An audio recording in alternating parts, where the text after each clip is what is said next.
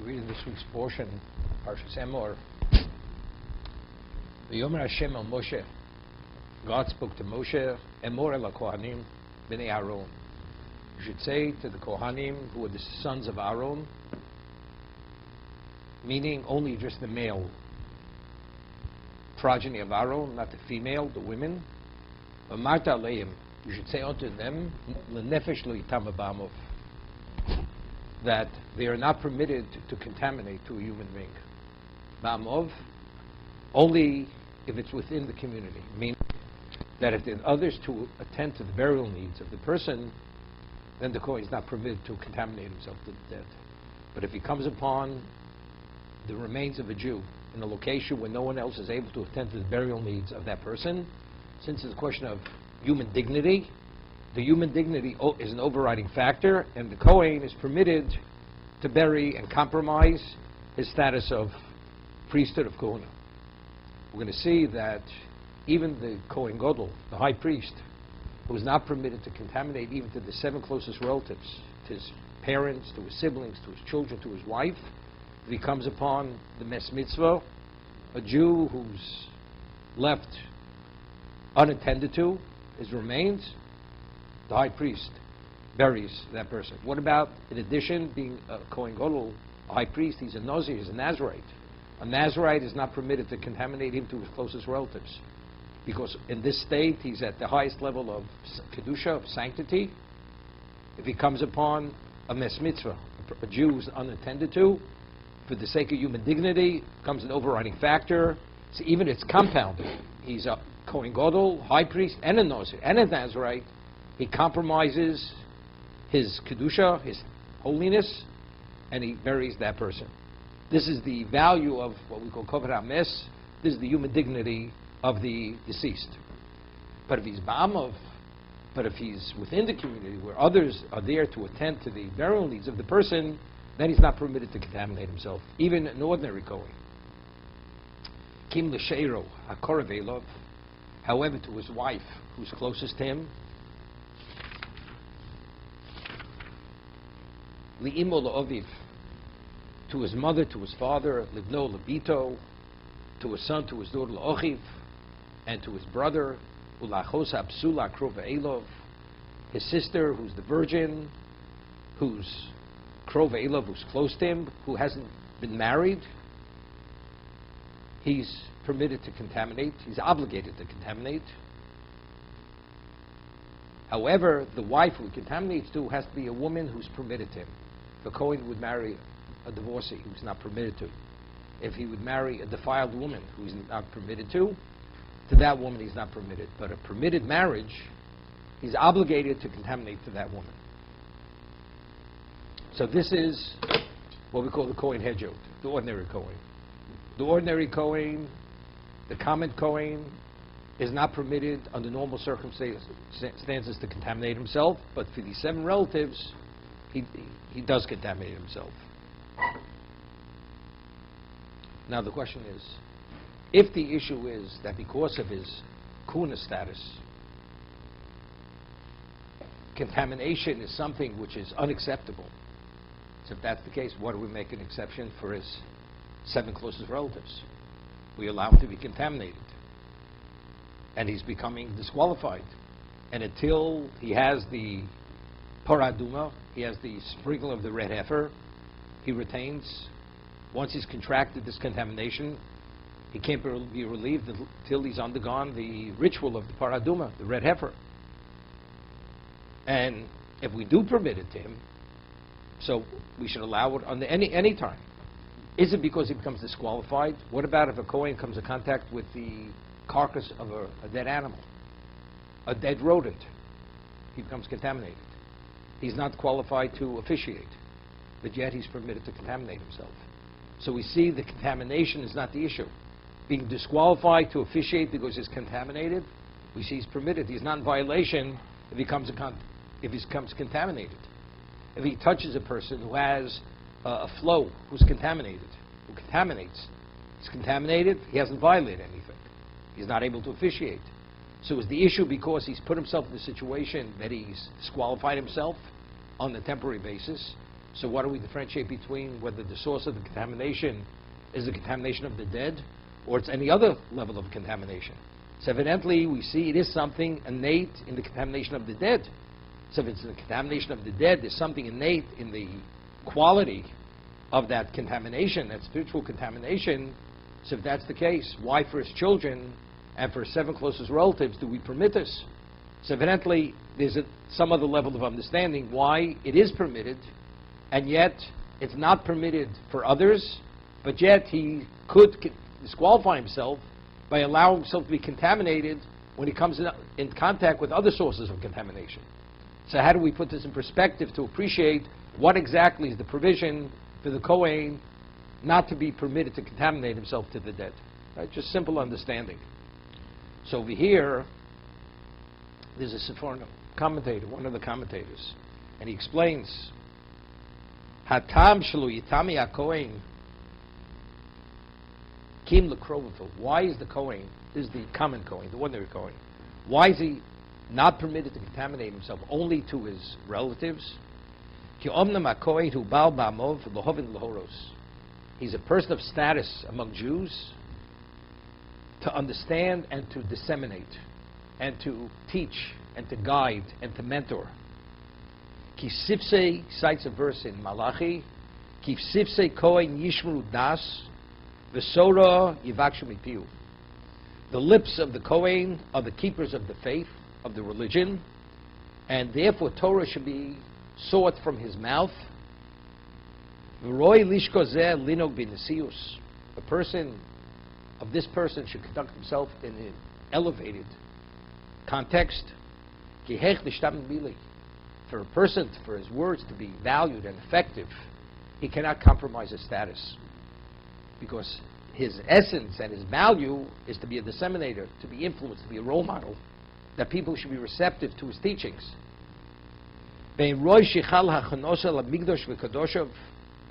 therefore it's not appropriate for him to desecrate his prepared status, his relevance to the Mikdash, to the sanctuary, and the sacrificial offerings, to give honor to the dead, others dead, unless they're his personal closest relatives. Quotes the Gemara in Sanhedrin, when we bury a person, or you eulogize a person, you're honoring the dead. The Kohen is whoever eulogize, whoever you're honoring the dead. It's called Kavod Hames, Chesed Shalemes, right? The ultimate type of Chesed, kindness. But for his 7 closest relatives, honoring them, that's his own honor. So what's the reason why we're not permitting the Kohen, the ordinary Kohen, to contaminate? Not because there's something innate in the impurity of contamination of the dead. Is because he has a function, he has a role. Sifsei Kohen Yishmu Das, he was appointed by God to be the disseminator and be the role model of, he's the keeper of the religion, of the faith. Therefore, he has to be revered and seen in a special role. And if he goes and he lowers himself and allows himself to contaminate to others, which he becomes disqualified because he's put himself out for others, in this context, this minimizes his level of effectiveness. And he has to be the most effective person. Therefore, for his own family, that's his kavod. That's not considered compromising his status. For others, that's a compromise of his status. This is how the Sephorno explains. It's interesting. There's a law that just as you have to honor a Kohen, for instance, you give a Kohen the first aliyah, because it says v'kidashto. You have to show that he's special. When you divide something, he has to have, you allow him to have the first pick of whatever it may be. V'kidashto. You don't give him any chore which is a disgraceful chore, because he has a certain level of representation. The same thing's true of a person who's a Talmud Chacham, a Torah scholar. You have to honor him, you have to revere him. So there's a law that a person who has mentored students, Talmidim, students, the student is not permitted to go to the bathhouse with his Rebbe. Why? I mean, the student understands the Rebbe, his teacher, has to bathe and wash as he has to bathe and wash. But if he sees his Rebbe in that light, in that state, his level of perception and reverence becomes compromised. When he sees his Rebbe in the naked state, in an ordinary state, see, he and I establish a certain level of commonality between the two. He is who I am.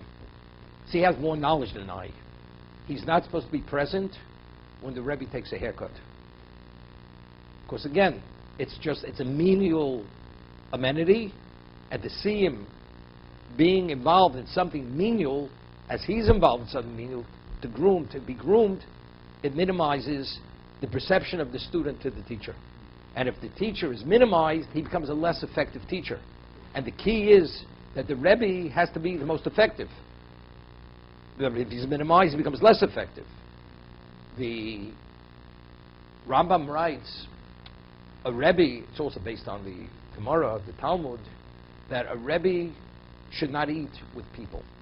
A person's a Torah says should not eat with people. Why?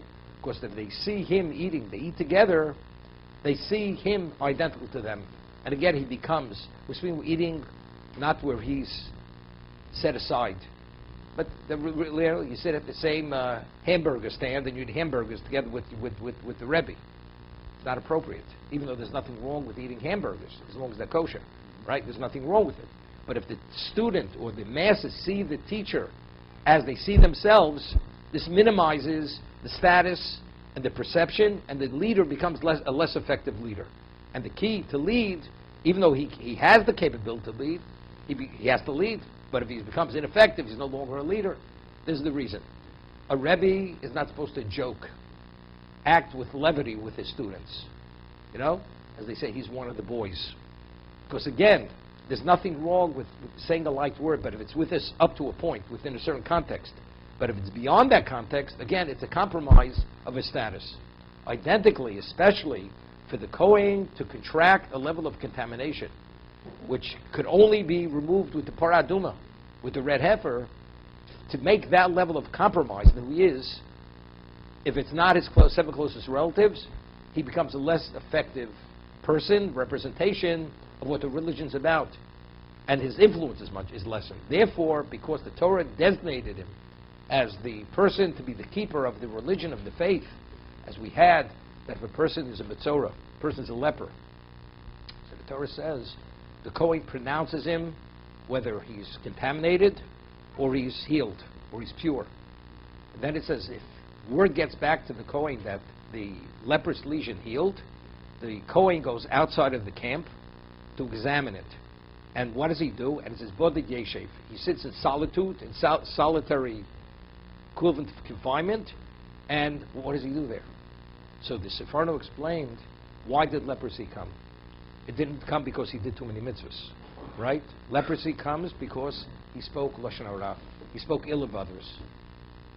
Or many other things. Envy. Many things, these things happen. So we're talking about he has to do tshuva. He has to introspect. So who has to advise him how to do this? So again, this verse is, since Sivsei Kohen Yishmul Das, since the spiritual component of Klal Yisrael, the Jewish people, he has to address that and attend that. He has to be involved with the recovery of the leper.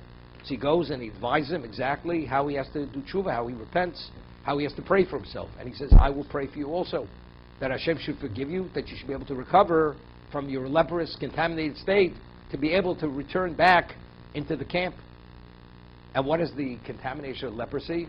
Almost identical to Tumas Mes, to the contamination of the dead. Just as if you have the remains of a corpse under a ceiling, under a rooftop, and you pass under the same rooftop, you become contaminated. The intensity of the Metzorah is no less. You go under the same rooftop, under a ceiling, under, let's say there's an extension of branches, and you're under those same branches with the leper, you become contaminated. That's the intensity, and it's interesting. Just as if the Metzorah goes to the mikveh, he's not relieved of his contamination because it's literally, he has the lesion, he has the issue. If a person comes in contact with the dead, he cannot be relieved of that contamination unless he has the Parah Aduma. Without the Parah Aduma, he cannot be relieved. He can be in the mikveh for the rest of his life. The mikveh will not relieve that level of contamination from him. Okay? So we see also there's a lot of common characteristics between the Metzorah and the what? And the come in contact with the dead. And we say, B'tzorah choshev kemes, a person's leper, he's considered like a dead person, as we explained, because he's detached from Klal Yisrael. His spirituality is limited. And because he has that limited degree of spirituality, that's the reason why his vibrancy, his spiritual connection has been weakened. And that's why he's choshev kemes. This is the ordinary Kohen. The ordinary Kohen, so we see it's not the impurity, which is the issue, as we said, to contaminate to the rodent, to the carcass of the animal, he's not in violation. It's specifically, and it's not to contaminate himself to the dead, because to his own relatives, 7 relatives, he can. He's obligated. But because when he contaminates himself and puts himself to this degree, there's a compromise on his status, and therefore he becomes a less effective person, and that's the issue. That's the reason why the Torah does not permit it. Now let's talk about the Kohen Gadol. The Kohen Gadol, the high priest, who is anointed with the anointing oil, who wears 8 vestments. The ordinary Kohen wears 4 vestments. The Kohen Gadol wears 8 vestments. The Kohen Gadol goes into the Holy of Holies on Yom Kippur. He brings the incense offering in the Kodesh Kodashim before the Aron, before the Kaporos, before the covering of the Aron. That's the location of the divine presence of the Shekhinah. Only he's permitted to enter there. Now, he is not even permitted to contaminate even to his 7 closest relatives. La'avi v'l'imo, his father, his mother, his siblings, his children, his wife, he's not permitted. Said the Torah says, why? Since he was anointed with the anointing oil, he has Mezer Kodesh al Rosho. He has a crown of holiness on his head. Therefore, he's not permitted to contaminate himself even to the closest relatives. However, again, if he comes, as mentioned before, upon the remains of the Jews unattended to, which is a question of human dignity, that becomes the overriding factor. Okay? So we see here the Kohen Gadol, it's not an issue because he's minimizing who he is, because even for the 7 relatives, where it's no minimization of the perception who he is, he's not permitted. So here, what is the issue? You see clearly the issue is the quality of the impurity. The Torah doesn't want this man to be associated with this level of impurity, the impurity of the dead, the contamination of the dead, right? Otherwise, we would differentiate, as we differentiate by the ordinary Kohen, between the 7 closest relatives and other people. But here we say, under no circumstance is he permitted to contaminate. Now, the question is, why not? Why is he? Last week, the parsha we had read, Bezos Yovo Aaron El Kodesh. With this, Aaron enters into the Kodesh, into the holiness. So, what is Bezos? So Rashi cites the Medrash that the gematria, the miracle value Zos, is 410. Meaning that Aaron, when he started officiating, we say during the Bais Rishon, the first temple stood 410 years. Meaning the level of Kedusha, of holiness, of sanctity, remained at the same level during the first temple period. Second temple period was not the same. There were 5 things that were lacking, which were missing in the second Beis HaMikdash, which were in the first Beis HaMikdash. One of them was the Shekhinah. The Shekhinah was Shekhinah, the divine presence, but it wasn't with the same level of intensity. It wasn't the same continuum as it was during the first. First, it was continuous, even though they weren't worthy towards the end, but only after the end did it depart. So from the moment Aaron began officiating, when the Shekhinah entered, it remained for 410 years. Bezos Yovo Aaron El HaKodesh. Bezos Begematria, numerically, is 410. However, the Medrash says, Bezos Yovo B'milo. Aaron enters, he only is qualified to officiate with the Schus HaMilah, with the merit that he's circumcised. Then the Ramban cites other Medrashim, Bezos Yovo, because it's Zos by Torah, Zos HaTorah, in the merit of Torah, in the merit of Yushalayim, in the merit of many things where we find the word Zos is associated with. In the merit of multiple things, he enters, he's qualified to enter into the sanctuary and even to officiate on Yom Kippur. Okay? That's Bezos Yovo. Well, let's talk about Bezos Yovo. He enters circumcised. The Gemara tells us, we find that when was Aaron installed to be the Kohen on a permanent level on the 8th day of the inauguration of the Mishkan. 7 days Moshe officiated. Vahi b'yom hashmini on the 8th day. Until then, the Shekhinah, the Divine Presence, did not enter. On the 8th day, Aaron and his children were installed as Kohanim. On the 8th day. Okay? That's when. So it says, Vayihi b'yom hashmini. So the Gemara tells us in Megillah that just as it says Vayihi b'yom hashmini, we find at the beginning of creation it says Vayerev vayivoker, Yom echod. It was evening, it was morning, it was one day. It was evening, it was morning, it was the second day. 7 days of creation. So just as it says, the Torah tells us it was evening, when it was day, it says Vayihi b'yom hashmini. That the joy that God had when He created existence, when the Mishkan on the 8th day, when Aaron was installed with his children as the Kohanim, the level of joy was no less. God had the identical level of joy. What's so joyous? I mean, here He created a world. There was nothing. There was no human being. There was no existence. But yet the Mishkan is no less the joy that He had when He created existence. What is the basis for the joy? What is joy? God so joyous about? So we find in Chazal, in the Medrash, many locations, that what was the original intent of creation? That the divine presence should be on the terrestrial level with the human being, not in heaven with angels. That wasn't the intent. God created the world. We speak about Gan Eden, the Garden of Eden. Created Adam and Eve, Adam and Chava, and God was there with them. And He instructs them, from all the trees of the garden you can eat, from that one tree you're not permitted to eat. Eitz Hadas Tov V'Ra, the tree of knowledge, which is good and evil. You can't ingest that. The day you will eat, you will die. That's because it's evil. And God says, evil, I will not be associated with evil. Because that's innately the personification of evil, what exists within that tree, within that fruit. What happened? They were created. On the 6th day, they ate of the tree. They ingested that impurity. Since the world was created for Adam and Eve, for the human being, when they ate it, as they became spiritually putrefied, because they ingested the evil, and the evil became intermeshed and intermingled in their being, every aspect of existence became putrefied. If that's the case, God says, I will not remain in the terrestrial level anymore. It's no longer qualified. It's no longer appropriate.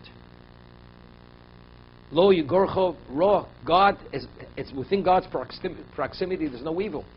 So God departs. He ascends from this existence, goes back to heaven. But the intent was He should be with the human being on the terrestrial level. What is a malach? What is an angel? An angel is only a spiritual robot. That's all it is. An angel is a spiritual agent. An angel has no free choice. The Gemara tells us, Gedolim tzadikim yosem alchei ashoris. A tzaddik is greater than the greatest angel. Because an angel is an angel because God created it in its capacity. Nobody's born a tzaddik. To be a tzaddik, you have to make many choices. You have to dedicate your life in a certain way. And the many choices, and the choices have to be qualitative choices within the context that the choice is supposed to be made. But is a human being an angel? An angel is something which touches upon the infinite. A human being's finite. A human being is frail and limited.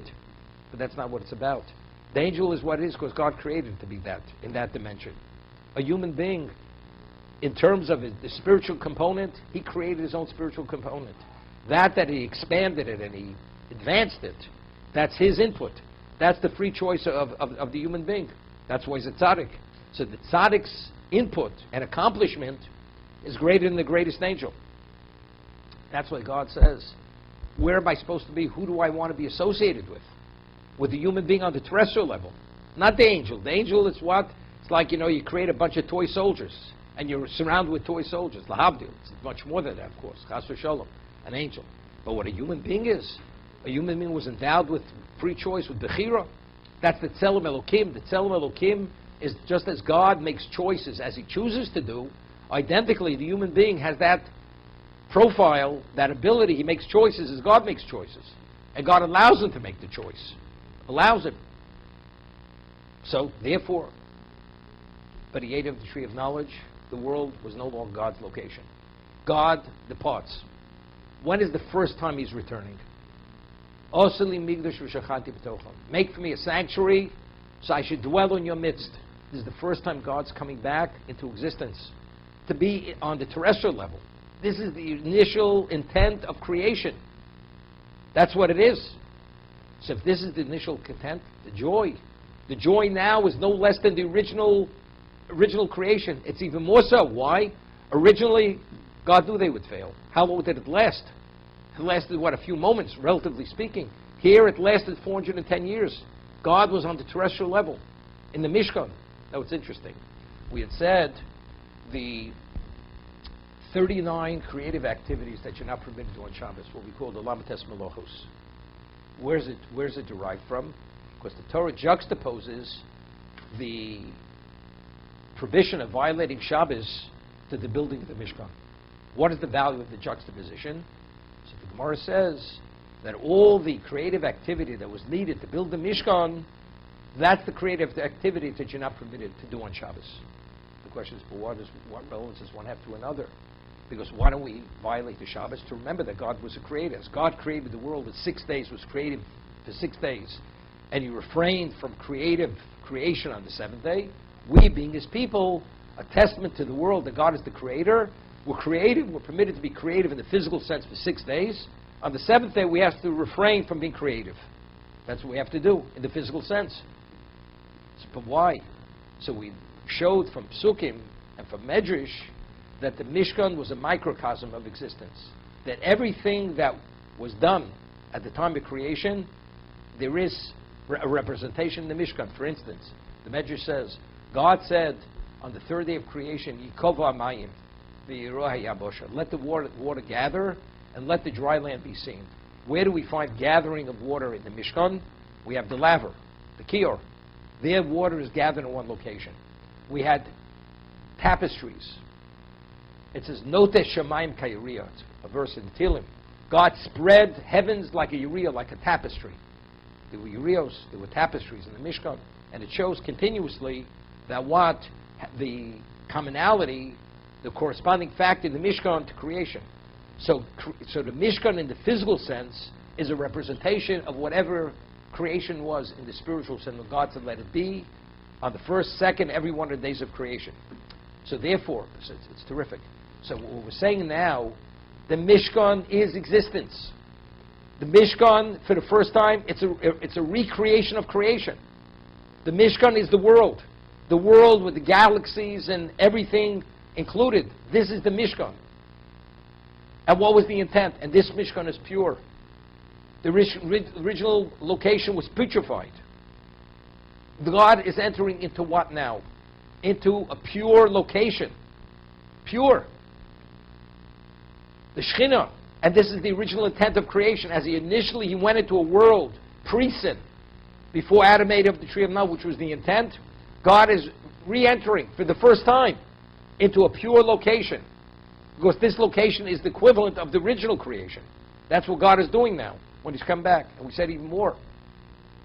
How many materials were in the Mishkan? 13. The Torah enumerates the materials that were needed to build the Mishkan with 13. 13 numerically is Echod. Echod numerically is 13. Because it's the location to be the domicile for the Shekhinah, so it has to reflect God's characteristic. What's God's characteristic? Echod. God is the unity of God. God is one. Everything emanates from God. So the location is a reflection of his being, of Echod. It's interesting. We said that when the world became putrefied, the Shekhinah departed from existence. Now, where is the neshama located in the human being's body? Is it in the body? Is it outside the body? So it's cited, the Ramchal speaks about this, cited in other works, the neshama is on top of the head, not within the body. Why isn't it in the body? So he says, but there were two human beings, it was in the body, not on top of the body, not on top of the head. Adam Arishon, before he ate of the tree of knowledge, what was his physical body? It was an entity of holiness. As it says, when he first was created, his level of radiance was such that the Malachim, the angels, they had mistaken his radiance for God's radiance. And they started to say Shira to him. Once he ate of the Eitzadas, the body became disqualified. The neshama left the body. It hovered over the head. Moshe Rabbeinu, his neshama was inside his body. Moshe was Karna Arpona. Moshe was an entity of holiness. Moshe, as it says, Lo Noslecho, Lo Koseno, even in the grave, he did not compose. He has the same vibrancy in the grave as outside the grave. He's an entity of Kedusha, of holiness. Therefore, for him, it's an appropriate location for the neshama. Therefore, for him, he's able to have the neshama. But us, or any other human being, other than Moshe Rabbeinu, the neshama hovers on top of that. It cannot be within the body. It's the same idea. So what is the Mishkan? The Mishkan is a recreation of the original existence, Echad, Shechina, on a terrestrial level.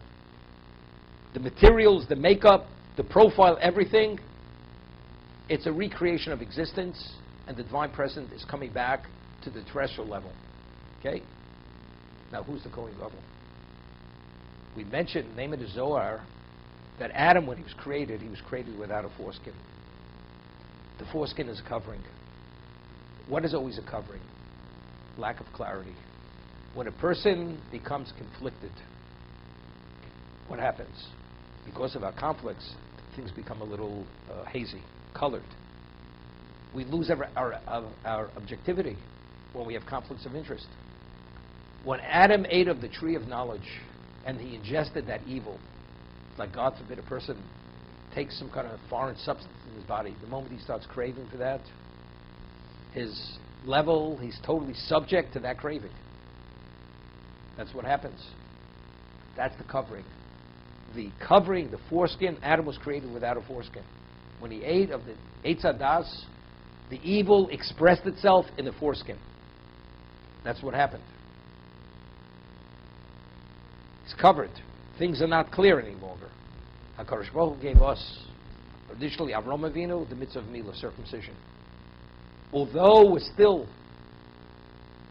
subject to death, but that we were given the mitzvah of removing the foreskin, which is the mitzvah of Milah, what happens? That tempers that craving. It puts that craving in check. That we have an equilibrium to make choices within spirituality. It puts the balance back. It's interesting. What we say, Talmud Torah keneged kulam. The ultimate mitzvah is Talmud Torah. Yet, in Birchas Hamazon, the benching, in the second bracha, Nodelecha, we say, Al brischo shesamti b'bsarenu, Val toroscho shle'maratonu. We say, the bris, the covenant which you engraved in our flesh, which is sealed in our flesh, Al toroscho shle'maratonu, Torah you taught us. So the Gemara, Brachos asks, Torah should be mentioned before bris, but we find that in benching, we've mentioned bris before Torah. Why? So the Gemara answers, because the dichrusu oleh yud gimel brisos, because the word bris is mentioned 13 times in the Torah. 13 times. So that God repeated the word bris 13 times, that gives it a special value, therefore it takes precedence. It's mentioned before the Torah itself. Before Torah's Choshel Maratonu. What is it saying? What gives us relevance to God? Bris. When we're circumcised, then we have relevance to make choices. Then we have a level of ability to take control over our lives, to make proper choices, to have a relationship with Him. So how does one have relevance to the Yud Gimel, to the Echod? Only through the circumcision. When you remove that covering, you remove that foreskin. So Bezos Yoba Aaron El HaKodesh. What does Aaron represent? So we're saying the Mishkan is the Shechina on the terrestrial level. It reflects Echod. That's the physical makeup of the Mishkan. The 13 materials. God's joy is identical to the original creation when He entered into the physical existence. That's His joy. But where's Adam? Where's Adam? You know who's Adam? You know what Adam is? The Kohen Gadol is Adam. The high priest is the Adam. What is the contamination of the dead? That is a consequence of eating of the tree of knowledge. That's the evil. We have to create a reenactment to reset pre-sin. What's pre-sin? Pre-sin is what? Being circumcised. V'zos yovo Aaron HaKodesh. He's not permitted to contaminate even for his 7 closest relatives.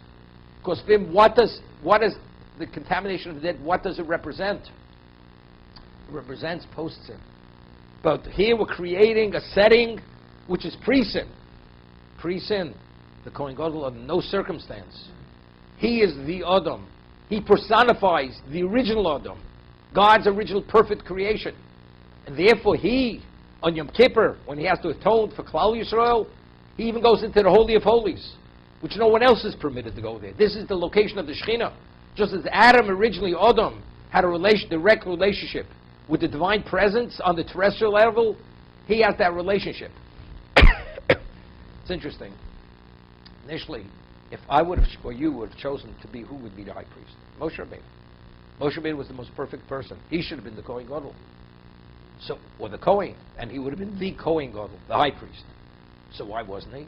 So because he had a dialogue with God at the burning bush, a 7-day dialogue, and he ended it on the wrong note, which was considered a disrespect, God says, it's over. You could have been and you should have been, but you're not going to be. Aaron, until now, your brother who was the Levi, he's no longer Levi. Now he's going to be the Kohen. And you who are meant to be the Kohen, you're the Levi. You're the Levi. Because Moshe had direct, which human being went to heaven who had a Rebbe like Moshe Rabbeinu? God was Moshe Rabbeinu's teacher. Right? Ponim el ponim adaber, he's the only human being who prophesies face to face. He had a direct relation with God. So he's the closest thing to Adam. And the Gemara says, Moshe was nolad mol. Moshe Rabbeinu was born circumcised. He didn't have to be circumcised. His parents did not have to circumcise him. Aaron was born with a foreskin. So he had every quality, every characteristic. He had the perfect profile of being the replacement of the original Adam. He should have been. Why wasn't he? Because he failed. Because he spoke. His humility was too much that it became a disrespect. And because of that disrespect, he was disqualified from being the Kohen and to be the Kohen Gadol for that reason. So now we understand why, because people say, seems to be, it's almost cruelty. God forbid a person loses his wife, he loses his parents, he loses, God forbid, his children. The Torah doesn't allow him to contaminate to his children. Where's God's heart? Chas v'sholem. You don't understand who this man is. Moshe Rabbeinu. Miriam criticized her brother. They weren't aware that Moshe separated from his wife Zipporah. When she heard that she separated, she made a critical remark. Because she made that critical remark, she became a leper. Miriam. God, she said, how do you speak about Moshe Avdi? If he be Moshe, you shouldn't speak about him critically. And especially he's Avdi. Would I take my servant as my servant if he had a failing? If separating from his wife was a failing?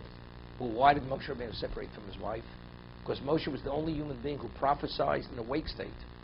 If he would engage with his wife, cohabitation, conjugal relationship, he'd be contaminated. If he's contaminated, the Shekhinah can't speak to him. Because he prophesied in the wake state with his physicality, with his body. Every other prophet, when he prophesizes, it's through the soul. It's not through the physical faculty. It's to the neshama. So the body, contaminated, makes no difference. But Moshe Rabbeinu prophesied in the wake state. So his physicality was what? Was qualified to be the original Adam. As I said, he wasn't even born uncircumcised. He was born without a foreskin. He's the closest to Adam Rishon. He should have. The answer is because he failed. Because he failed, he was not worthy to be the Kohen or to be the Kohen Gadol for that reason. It mentioned, the Gemara says, for 7 days Moshe Rabbeinu officiated. On the 8th day, Aaron and his children, they were installed as the permanent Kohanim. So the Gemara asks, and the question was asked to Rabbi Akiva, what vestment did he wear when he officiated for 7 days? Did he have priestly vestments? So Rabbi Akiva says he wore cholok lovon, a white tunic. So how do we understand a white tunic? So I mentioned the Shalach Kodesh explains that when we speak about the vestments of Aaron, his children, it refers to them l'kavod u'teferes, for honor and for glory. The vestments they wear when they officiate, it's for honor and glory. Now, the Gemara tells us that if a Kohen officiates without his vestments, the service is not valid. The Gemara uses the term bigdeim aleim kunosam aleim. If they have their vestments, then the priesthood is upon them. If they're not wearing the vestments, then it's not qualified. The vestments makes the difference. Moshe didn't have any vestments. So why?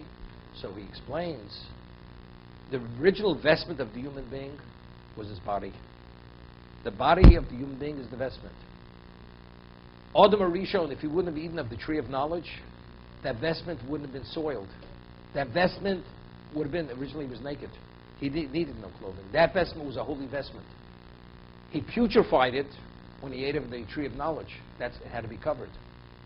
Moshe Rabbeinu was so pure, he didn't need a vestment. His body was the vestment.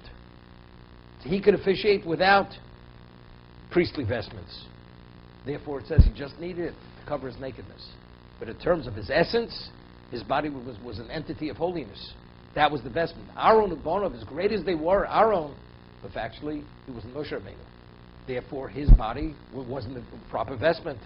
So since it wasn't appropriate vestment, God said, they need vestments. He needs 8 vestments. And what are those vestments? L'kavod u'teferes, for honor, for glory. Without it, it's disgraceful to officiate with those vestments. It's interesting. We find that Adam, after he ate of the tree of knowledge, he realized he was naked.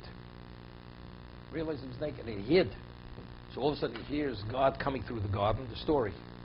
And Hashem says, "Where are you?" He says, "We're hiding because we're naked." He says, "How do you know you're naked?" He said, "Did you eat of the tree?" He says, "Yeah, we ate of the tree." But why did they have to, what was the shame? Why did they have to cover their nakedness? What was the shame?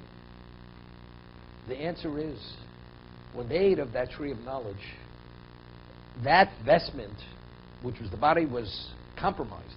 Could you imagine a person buys himself a $25,000 suit, one of a kind, and then he takes that suit and walks through a sewer, through sewage. And the sewage is so absorbed into that material, it reeks for 10 miles away. I don't care how much you paid for it. You'd be ashamed to wear that. You disgraced it. It's a disgrace. You're a human being. Do you wear that? After eating what he was before, after eating the tree of knowledge, he took that evil, became enmeshed in every fiber of his being. It's disgraceful. We're talking about tumas mes. What is the contamination of the dead? This reeks of evil. That's a derivative. That's a consequence of the evil that exists within the tree of knowledge. Of course you're disgraced. The example I give, which is equivalent, God forbid, a person is a specimen of health. And God forbid he has a stroke. And now his hand is limp, his foot is paralyzed, and he barely can walk. And his mouth is off. He covers it up. He's ashamed. He's ashamed to walk in people who saw him before. He's ashamed to be seen. Here he was the epitome of health, a specimen of health. Look what he looks like. So you can imagine what Adam was. Before he ate of the tree of knowledge, the angels will sing his praises because they confused his radiance with the radiance of God. Now eating this, what does he become? He's minimized to what? To something which is not to be compared to any degree. He's disgraceful. So if you feel disgraced, what do? You cover it up. That's the reason he had shame. He covered up his nakedness for that reason afterwards, after eating of the tree of knowledge. Now,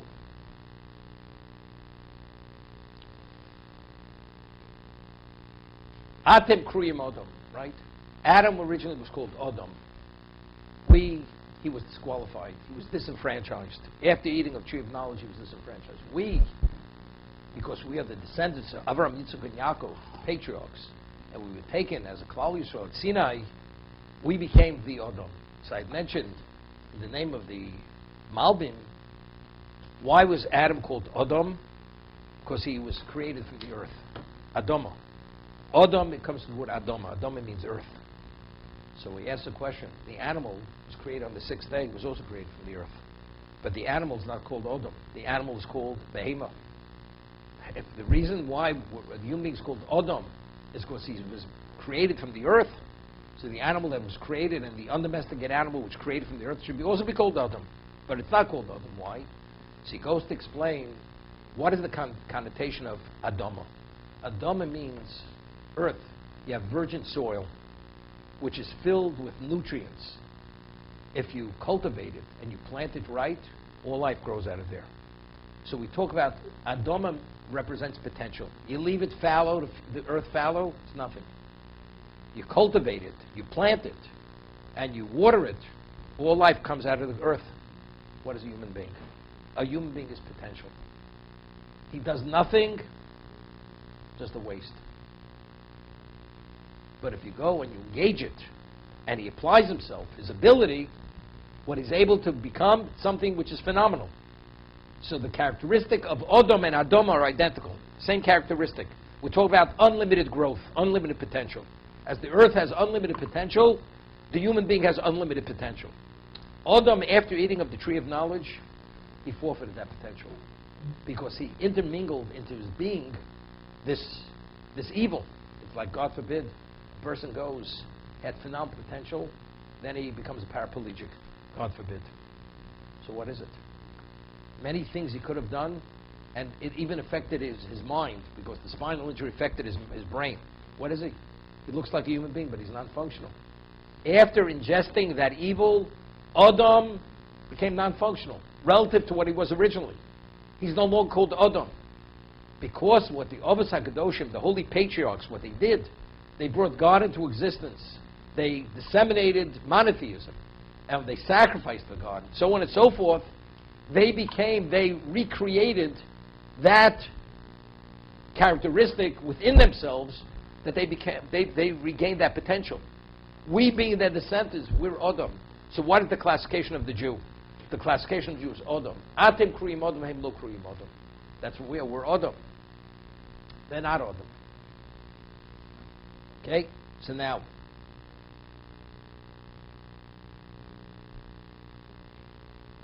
we speak about sacrifices. We just saw in the Maral, Prague, says something very interesting. He says that we find that circumcision, and this known Maral speaks about this, is on the 8th day. On the 8th day, right? Mila's on the 8th child born, circumcised on the 8th day. What does the 8 always connote? The world was created in 7 days. 7 days of creation. 7 is the natural order. 8 is supernatural. 8 supersedes the 7. A child, a person's born naturally with a foreskin. We go and we remove it. People would say it's mutilation. A newborn child is just born. He's born with a foreskin. What are you trying to alter the child? That's in the natural. Naturally, he has a covering, but the Torah supersedes that. The Torah is supernatural. That's spiritual. It's removed. That only indicates that the Jew is not a physical being. Our context is physical, but our innate value is spiritual. That's the innate value of the Jew. Therefore, we find Kabbalah Torah. When was the Torah given at Sinai? On day 50. 50 is after 7 multiples of 7, so 50 is really 8, right? So that's 8. Again, it connotes the spirituality of the Jewish people. We find that when the Torah, before Hashem offered us the Torah, he offered it to the nations of the world. So he goes to Edom, to Edomites, the sons of Esau. He says, do you want my Torah? So Esau says, the Edomites say to God, what does it say in your Torah? It says, Lo tirtzoch, you're not permitted to murder. It says, can't accept it. We have a blessing from our forefather, Al char b'chotichya. We live by the sword. Killing, that's part and parcel of our being. Can't accept it. Goes to the Ishmael. Do you want my Torah? Can't accept it. Why? Because it says, Lo tigno. You can't be in the slave trade. A human being's not a chattel. He said, no, but that's our affair. We buy and sell people. We're slave traders. Can't accept it. So Maral points out that because the essence of Edom and the essence of what? Of Yishmael, they have no relevance to spirituality. We're talking about extreme level of negativity here. Murder. How do you pride yourself? But we live by the sword. How do you live by the sword? You're a human being. Don't you respect the spiritual element in a human being? Human being is an intellectual animal. Survival of the fittest. You kill when you have to kill, and everything is to advance yourself. Slave trade. A human being. What is he? A human being is a commodity. A human being is not a commodity. In the image of God, a Jew commits kidnapping and sells the person. It's punished by death. Why? How do you take a human being who's in it's Tzelem Elokim, in God's image, how do you sell him like a chattel? Like a commodity? Human being's not a commodity. So the examples which are given, what they express and what they presented themselves, projected exactly what they are. That they don't appreciate, they have no relevance to understand because their essence is not that. So he says something interesting. He says, the Medrash says that the neshama of the Jew was created before creation. The neshama of the Gentile was created with creation. It's part of creation. So pre-creation, there was no physical existence. All that existed, the Torah was created over 900 generations before existence. The neshama was also created then, the Nishmas Yisrael. Therefore, our neshama really has no relevance to the physicality of existence. The physicality is only to facilitate the spirituality application. You eat matzah. You put on tefillin. You send away the mother bird. You return the lost object. You find lost object. That's the context how we actually facilitate our spirituality. But what's the essence of the Jew? The essence of the Jew is not the physical world. That's only the proving grounds. That's all it is. But once we're finished, we leave this world. When the world will be recreated after Tchias HaMesim, after resurrection, it's going to be a different world. The world is going to be similar to the world that Adam was in Gan Eden, that it was a world which was fully spiritualized, although it had a certain physical aspect to it. And that's what we are. That's Atem Kruyim Adam. That was Adam. So the potential is unlimited because anything spiritual is not finite. Anything within the physical realm is finite. The animal is finite, the human being is finite. The Jew is not finite. The non-Jew only has Shev Mitzvahs Bnei Noach. 7 Noahide laws. Why 7? It's just coincidental number 7. Because 7 it's natural. 7 is the number for the natural order. The Jew, we don't exist within the natural order. We transcend the natural order. Therefore, we have Taryag, we have 248 positive commandments, 365 negative commandments. We have many, many more. Because our ability to make choices, our clarity, our focus, our control over ourselves is at a different level. So therefore, our choice can be applied differently because our essence is not physical. The physical dictates and controls the person. The Jew having the spiritual element, we're able to overcome the physical and dictate to the physical, and therefore our level of choice is a different level of choice. Stop here.